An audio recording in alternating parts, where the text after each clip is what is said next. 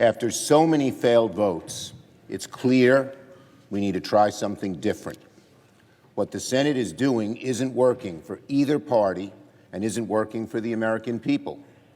Democrats have said we must address the health care crisis, but Republicans have repeatedly said they won't negotiate to lower the health care costs until the government reopens.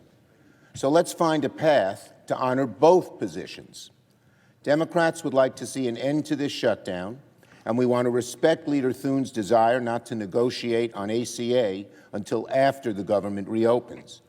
Therefore, we'd like to offer a simple proposal that would reopen the government and extend the ACA premium tax credits simultaneously, and then have the opportunity to start negotiating longer-term solutions to health care costs. Let's do all three. I've spoken with my caucus, and Democrats are offering a very simple compromise. Democrats are ready to clear the way to quickly pass a government funding bill that includes health care affordability. Leader Thune just needs to add a clean one-year extension of the ACA tax credits to the CR so that we can immediately address rising health care costs. That's not a negotiation. It's an extension of current law, something we do all the time around here. You got to understand this, man. The Democrats is playing a dangerous game with the American people. They do not care about the American people. If you think they do, they don't. He wants to extend the ACA, basically Obamacare. It's the thing about Obamacare, it was supposed to make insurance cheap already. It's high as hell. So nobody wants this same thing extended because it's not helping us.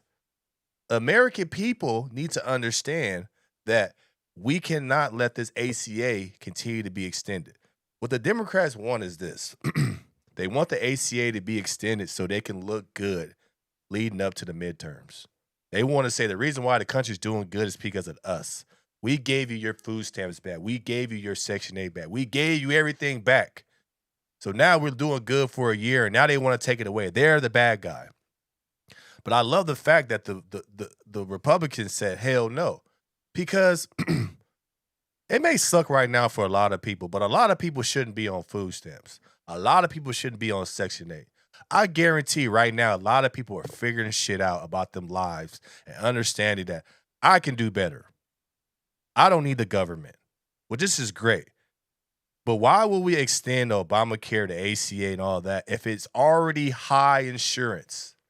How about the money that you gave to the ACA and the Obamacare, that money that's going to the insurance companies? Why not just give it to the people? Whatever billions it is, give it to the people. See, the Democrats is playing this game is because we see who they loyal to. They're not loyal to the people. They're using snaps and Section 8 to have the people all drowned up and mad because they're not getting their money to say forget President Trump. But the Republicans are holding steady because they know this is great for the people once we get this off of the books. Once we're not spending these billions and billions of dollars to go to a subsidy that's supposed to save us money as people and insurance, but they have the subsidy and insurance is going up at the same time. This is why the one thing I don't like about the Democratic Party, there's not a lot of people in the Democratic Party that's had a business that understands budgeting, understanding cost, understanding how does it affect the people. Republicans have a lot of people that were in business. Republicans have people in business that understand the budget. This is why when you are, even though you may be on food stamps right now, you may be on Section 8, but when you get to a point where now you got to start working and you start seeing the true cost of things, you'll be pissed off about the ACA and Obamacare. The people that don't care about the insurance are the ones that's getting everything for free. The Democrats are capitalizing on that. They know that these people that we're taking care of don't care about Obamacare. They don't know. They don't need to know that cares because they get everything for free. But what we're doing is in this country, we making people work again. We making people have pride in working again. But we have people, I hate to say it, like Chuck Schumer into this situation that's trying to continue to feed people for doing nothing. And then also, too, on the backs of the people that's working hard, you want to tax us more for having insurance. Just give the money that you gave to insurance, give it to the people. Let's just have universal health care where the government pays for the insurance and we don't pay for no insurance. We don't even look at insurance because it's already taken care of. So now the insurance and the government can go back at it. We don't. But it makes no sense. Obamacare, I'm very upset about it because they use Obama's name, right? A black person, which is ironic. You use his name and then you say it's good for people, but it's not. There's no way that we should have high insurance if you're getting government subsidies. It's just common sense. Basically, you double dipping. That's what we call it. You double dipping. You getting money from the government and you getting the money from me and you raising the prices on both. How does a Democrat think that's right? I think they know that is wrong, but they get paid so much money from the insurance company, there's nothing they can do. They got to keep fighting the fight. But the pressure is building on the Democrats. I hate to say it, the pressure is building on the Democrats because they know the only reason why these people ain't getting fed is because of them. The Republicans ain't shaking. The Republicans ain't moving. And we have to go through a tough time where we have to just let things play out. We have to have the best deal for the country. And sometimes it's going to hurt. But who's it really hurting? Who's this really hurting? I'm not saying everybody on food stamps is lazy. I'm not saying everybody on Section 8 is lazy. But I feel like I would probably say a good 85% of people on Section 8 and food stamps shouldn't be on it. So those are the people that's hurting, the people that's been gaming the system for years. What they say, nail salons are empty. Girls ain't getting weaves no more. Guys ain't just buying, a weed or buying just stupid things. Gucci going down. It's because of the money y'all was getting from the government, y'all was wasting it. And the thing is, though, y'all got to understand, man, it's the government, man. They know what y'all doing. They know what y'all doing. Social media, they pay attention. They know when they sit in this office, we only affecting a small few. Everybody else that's complaining is because they've been gaming the system. There's a lot of able-bodied people that should be working. I'm just saying, there's a lot of able-bodied people that should be working. So when you guys start to think like, oh man, it's affecting, millions and millions, and I don't think so, bro. I think it's probably only affecting maybe 10% of the people in the world in the United States. But the other people that's on food stamps and Section 8, they've been gaming the system, bro. We all know this. If you from the hood, man, if you know people in a lower income, you know what it is. Selling food stamps for weaves, going out. What this is going to do, man, and which I love it, man, is because, I believe in working hard for what you get. I believe that if you're getting the steaks and the tomahawks and all this chips and the Cheetos, it's because you worked hard for it. But we got people going on the first, filling up their carts with all type of stuff, and they didn't work for it. So the Democrats want to reward you for that, but then get the other money to the healthcare and then taxing people like me that work every day that pay taxes and want to put more emphasis on me and say let's tax the rich, but the rich get around that. The biggest fallacy when they say tax the rich is, you know what they do? They'll pack up and move their company to a different state. They'll move up out of there. There's so many loopholes, man. The tax code's made for rich people. So when people say tax the rich, I don't believe it. You can't tax the rich. The rich got too much money. The rich controls the politicians. So when you know stuff like that, man, let's just stop that thing of saying let's tax the rich, because the rich can get around all of this. But as far as let's get back to this though, with the Chuck Schumer thing, man, the jig is up for the Democrats, man. People are noticing who you guys are really in favor for. Because if why extend it? Just say, you know what? It's over. Open the government up.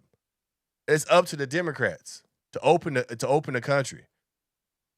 Because what they're asking for consistently over and over, they want that insurance. The insurance companies want that last lick. Also, too, they know the midterms is next year. They want to look good and say, we the one that opened it up. We the one that gave y'all money. We got to stop going to the person that's going to give us free stuff. We got to go start voting for the people that's going to hold us accountable and make our lives better when we work better and we work harder. We need to be rewarded for our hard work, not punished. We're in a country now is if you work hard, I got to pay more taxes. If I got a bigger house, I got to pay more property taxes. But then we live in a country too when people don't work hard, they don't do anything, and they living on food stamps and Section 8, and they dependent on that, gaming the system, you reward them. What does that do for our kids? That's just a bad message for our kids that you don't have to work hard. All you have to do is just do your thing and get your stuff from the government. We got to change that. And I think that's why a lot of Americans are upset, is because we have a party that rewards hard work. Republicans are people that reward the people that got the businesses, that got the money. They reward you. It's because that's how it's supposed to be. So this is why we can't start saying like, oh, I'm going to vote Democrat. It's because they gave me something for free. That's just control. They're more in favor of the big businesses than you. They don't want to give you the taxes. They want to tax you more so they can give it to the insurance companies, so they can give it to the stores. How much money is Walmart and all these stores losing because they're not having Section 8? Right? How much money are they losing? How much money are they losing? Because you got to understand, man, they making billions and billions of dollars on the first and the third. They can count on that every month. Now it's not coming in. So then what happens is these people that own these stores and stuff, they start jacking up the prices. So now food becomes more expensive. Well, people that's getting food stamps for free don't care. But the people that got to actually pay for food cares. So this is resetting the whole shit, the whole system. And we need a reset in America. Everything in America needs a reset.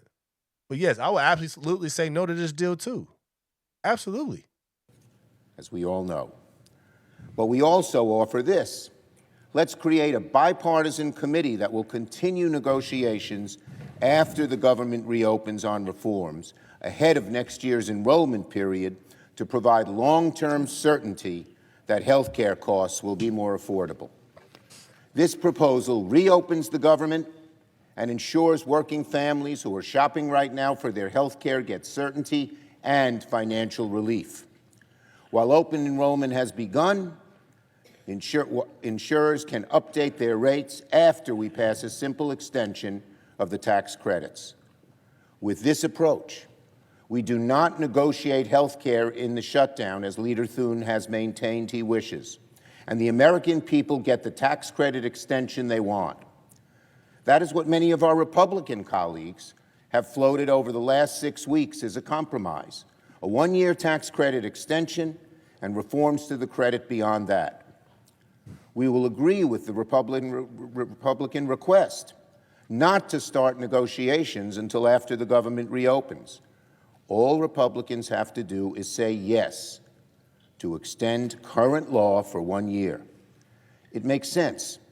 And since what we're proposing is only a simple extension of current law, the Senate could do this within a few hours.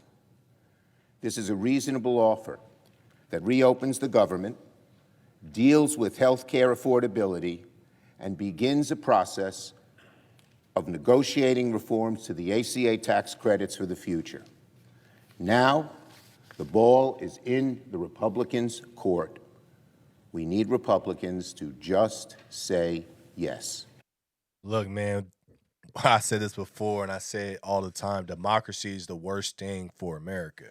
The reason why I say that is because he wants to have a bipartisan group so they can argue all damn day about what's right, what's wrong with this and that. All that's going to do is prolong it. And when you prolong it, what happens? American people have to pay for it. The biggest thing he said is open enrollment is coming up. They're trying to get this thing done before open enrollment. So they're trying to have these same rates and everything. So for another year, you have to pay high-ass insurers until they decide what's the best rates and all of that. Hell no. Keep the government closed. Shut down everything. I don't care. Because if you're born to get it, you're going to get it. Close it. Keep it done. I think the most important thing is the insurance. Everybody knows that if you pay insurance, high as hell. There's no way that we should have a ACA Obamacare that's supposed to help us out, and then the insurance is still high as hell, and then still got to pay for stuff, still got to have a copay, still got to have high expenses.